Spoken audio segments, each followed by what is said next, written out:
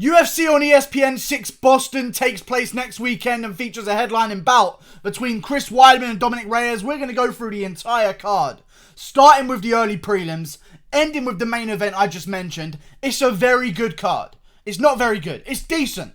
This is a decent card. Starting from the early prelims, let's go. Daniel Spitz versus Tanner Boser. I'm going with Daniel Spitz. I like this guy. I think he's a big old fucking heavyweight and he's going to do some damage. Brendan Allen versus Kevin Holland. I'm going with Kevin Holland.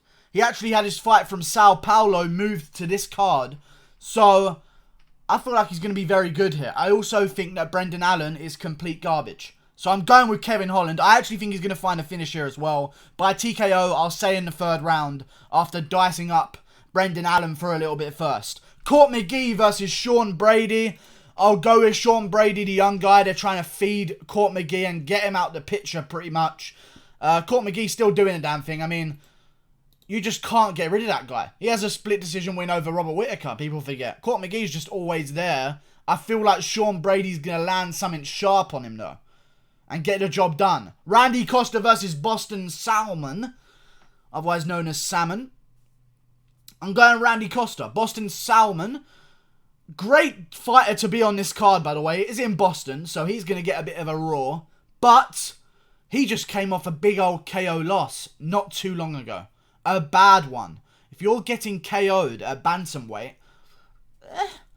things could be going better for you. You know? Randy Costa slings punches like a motherfucker in that first round. I feel like that's going to be a problem for Boston Salmon here. I think Randy Costa is going to crack him something off of an off angle that he's not going to see coming and KO him again. Randy Costa by first round KO, or he's going to hurt him enough in the first round that he's going to win a decision. But I'm going with Randy Costa here, the Zohan. Very good fighter. I feel like Boston Salmon coming off a KO loss. This ain't good. This ain't good at all. Carl Bochniak versus Sean Woodson. I'm going with Woodson. I like Bochniak. He put up a very good fight against Zabit. But I actually feel like the Zabit fight, even though he lost, was his best performance in the UFC. Because I've seen him in other fights against Dawodu. He just gets a bit gun shy.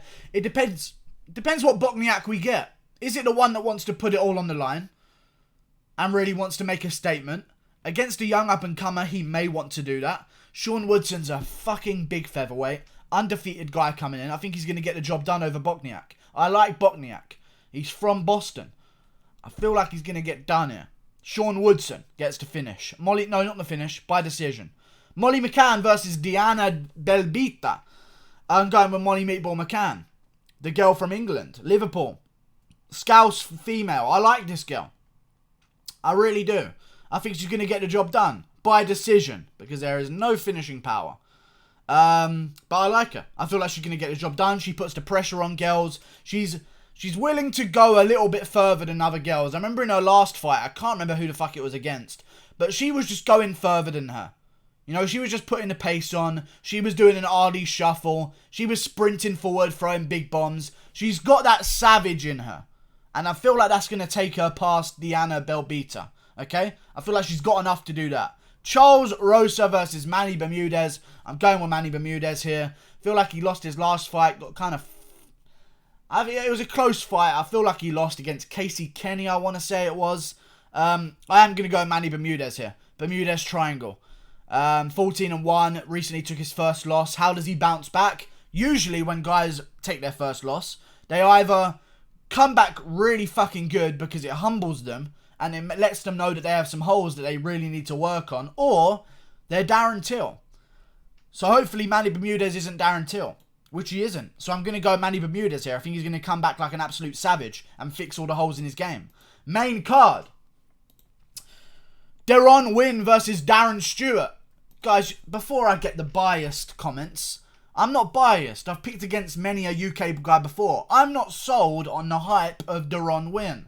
At middleweight, I think he's a little bit too small to be doing what he does to wrestle. Like, if you want to wrestle, there's a limit to how small you can be. DC's short, but he's still a very big light heavyweight. You know?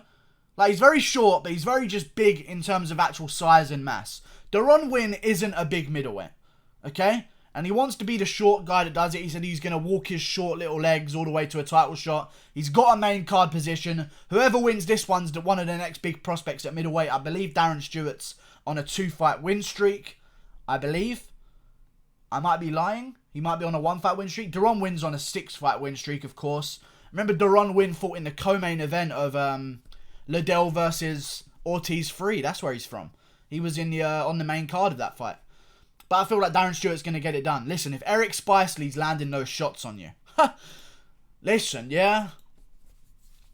Fair enough, Darren Stewart may have some holes in his wrestling, but he's a big, fucking strong guy. He gets out-wrestled once by Edmund Shabazi, and people say he has no wrestling.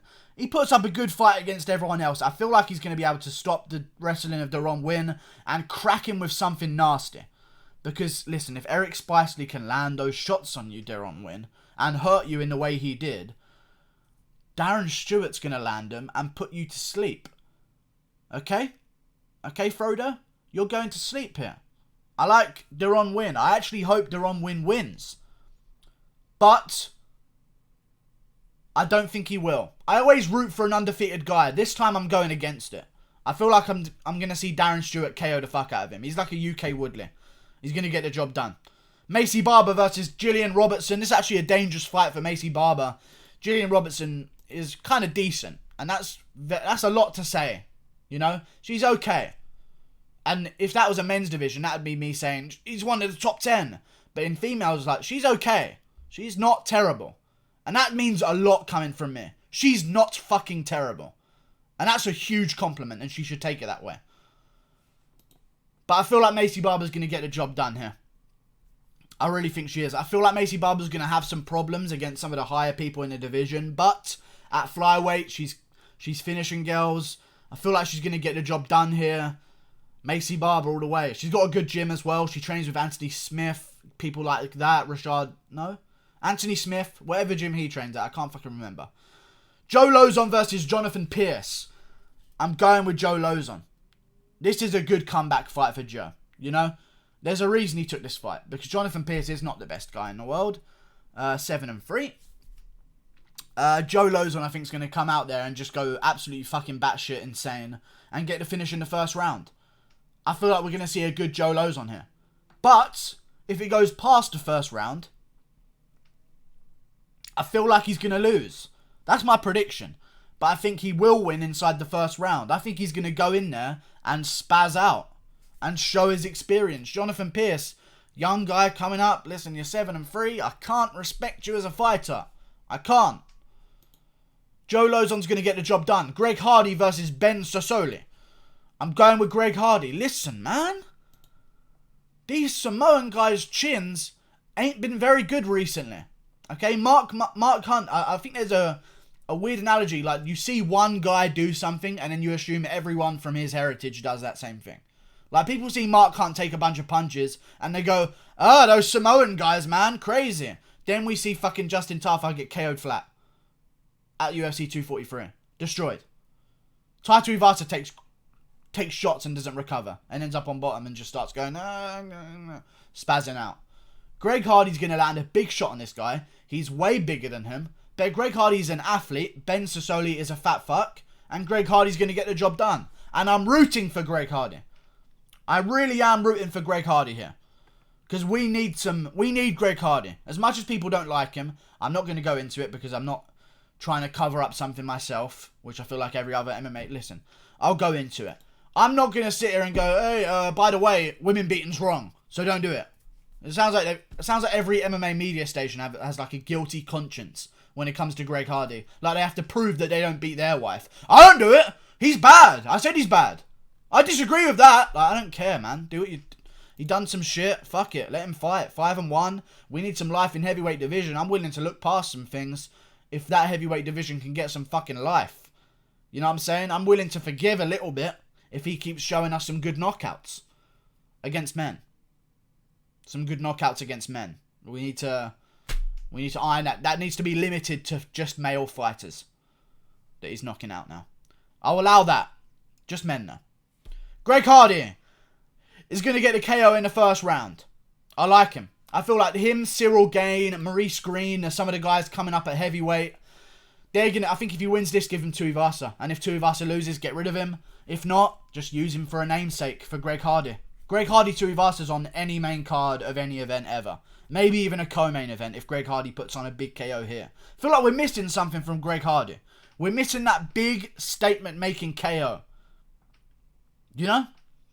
Like, he's had finishes, but the Dmitry Smolyakov one was like... I mean, I guess it was a finish, but Dmitry Smolyakov has Down syndrome, so I'm not sure how much credit I'm willing to give Greg Hardy there. Then we saw his finish against Juan Adams, and Juan Adams is retarded and has retardation.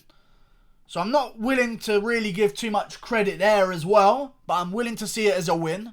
I'll give him that. But if he can go out there and really get a clean KO, you know, not just rabbit punches to the back of the head while someone's in on a single leg like a Down syndrome. I'm not even going to go into that. I'll get demonetized again. I want to see a clean KO. And I think we're going to get that one here. Because Ben Sosoli is a fat fuck. And he's short as hell. And he's just a big guy. Samoan guy who can take a bit of punishment. I feel like Greg Hardy's going to put some work on him. Much bigger guy. Much more athletic guy. I feel like he's going to get the job done. And he's improving dramatically. Yair Rodriguez versus Jeremy Stephens. I'm going with Yair. Everyone's going to say Stephens. I guarantee you. And they're saying it because they now hate Yair and that made their opinion change. If anything, the fight getting extended favours Yair Rodriguez. More time to work. A young guy who's going to develop more stuff in that space of time. Jeremy Stephens is recovering from something, whereas Yair Rodriguez probably went straight back to the gym. Everything favours Yair in terms of where it's at. Remember, Yair didn't even acclimate that well. That was the big discussion. Jeremy Stephens is acclimated in Mexico City for so long. He's got used to the altitude, and Yair's only just come down to do this from... But I feel like now that isn't really as much of a factor because it's completely different. I feel like Yair Rodriguez is going to get the job done. And remember, what do we have to go off here? Because it's one of the rare cases where we haven't really seen a fight between these two, but we have. And we can draw some narratives from it. They both came out to fight. And Stephens looked a bit hesitant. And Yair chopped him to the leg, front kicked him in the face, and leg kicked him again, all within the space of 2 seconds, and Stephens had no idea how to react. Then whatever happened with the eye. I'm going with Yair. I think he's going to get the job done. I don't think we're going to see a KO of Jeremy Stephens. I don't think we'll actually ever see a KO of Jeremy Stephens, but... He probably has been KO'd before. But... I'm going with Yair Rodriguez. I think he's going to get the job done over 5 rounds. I think it's going to be a back and forth fight. I think Stephens will have big moments, but the consistency will be Yair's. So Stephens might rock Yair in one big moment of a round, but Yair for the rest of the round is going to be front kick, leg kick, jab, jab, left kick, boom, big shot from Stephens, but then front kick, left kick, jab, jab, 1-2 from Yair, you know? I'm kicking under the table, realising that you can't see, if you're wondering. When I was saying front kick, I was actually kicking. Dominick Reyes versus Chris Weidman. This is a tricky one. I'm going with Weidman. Dominick Reyes is a tall guy for the weight class, but he's not a big guy. You know, he's very skinny. He had problems with the grappling against Ozdemir. I feel like this might be Weidman's move. I'll tell you this, though. We're going to learn a lot about, and my opinion on Israel Adesanya versus John Jones may change, depending on how Jacare's move to light heavyweight goes, and Weidman's move to light heavyweight goes. Because if we see both of them win, it kind of helps favour Adesanya a bit more than, you know, you can't just completely count Adesanya out anymore. Remember, Adesanya is taller than both Weidman and Jacare. He's a big guy, he can fit into that weight class. Weidman, I feel like he's going to get the job done here. I saw the Ozdemir fight. I saw some things I don't like about Reyes. Sometimes he gets so loose on the feet. He throws stuff that is quite easy to catch and take you down from. I feel like we're going to see a wrestling heavy Weidman. His boxing's always good and he has the reach advantage here, which is crazy. Because Weidman going up in weight, having a reach advantage, you wouldn't expect that from a 6'4" Dominick Reyes. So... I'm going with Weidman. There's a hair on my face. That's weird. Yeah, I'm going with Weidman. I think he's going to get a job done. I saw enough in the Ozdemir fight to cement my position here. I'm going with Weidman. Please, can I get a main event right? I know I'm going to get the rest of the card right. Can I please, just this one main event, not fuck me over? And I know Weidman's going to. That's why I'm worried about picking him. Because he has a knack for really throwing shit away.